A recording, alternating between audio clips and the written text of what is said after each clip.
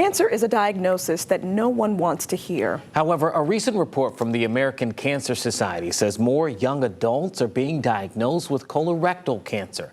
And one doctor in Hampton Roads says he's treating more patients with the illness. Stephanie Johnson shares why this diagnosis is happening at a high rate.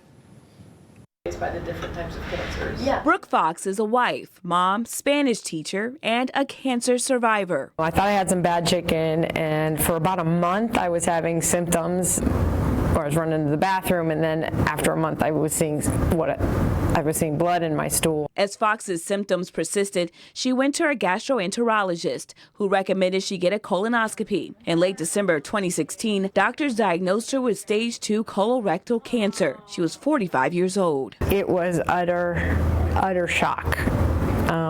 Being a relatively healthy person, cancer had affected my family. My dad had died of brain cancer in 2010, so here we are 6 years later, and his diagnosis was fast. He was diagnosed in December and died 4 months later. So that was my only experience with cancer, and then this just kind of came on. According to the National Cancer Institute, new cases of colorectal cancer in people under the age of 50 are on the rise. The institute says symptoms include abdominal pain, rectal bleeding, diarrhea, and iron deficiency anemia.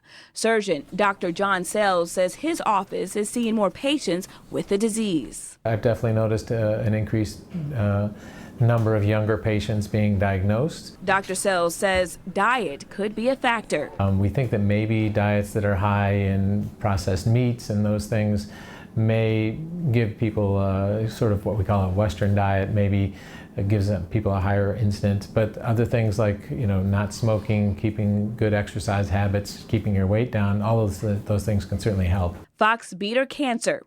After treatment, she started the Liv Strong Club at Norfolk Academy, a club dedicated to helping students cope with cancer diagnosis and support others with the disease. I joined Liv Strong because cancer has touched my family and many others. I joined it because, first of all, my grandma had cancer and thankfully lived through it, and it was a very emotional time for all of us. The Liv Strong Foundation also invited Fox to talk about her cancer story on stage, which she has shared with her students. Well, I thought it was really inspirational because she had cancer and she got through it, and she speaks to a bunch of people, and she mentioned how she didn't she was scared of public speaking, and she went up in front of a bunch of people and spoke to them about her journey. Today, Fox says she is grateful to be on the other side of her diagnosis, and she has this message to anyone going through cancer treatments. Allowing others to help you because people want to help. Stephanie Johnson, 13 News Now. And Fox says the Liv Strong Club is one of the most active clubs at the school. Dr. Sales says people should not ignore symptoms or be afraid to go to a doctor to get checked out. I mean, it is always good to hear when people are able to use their stories to empower others. We certainly hope the best for all of them. Glad in their advocacy.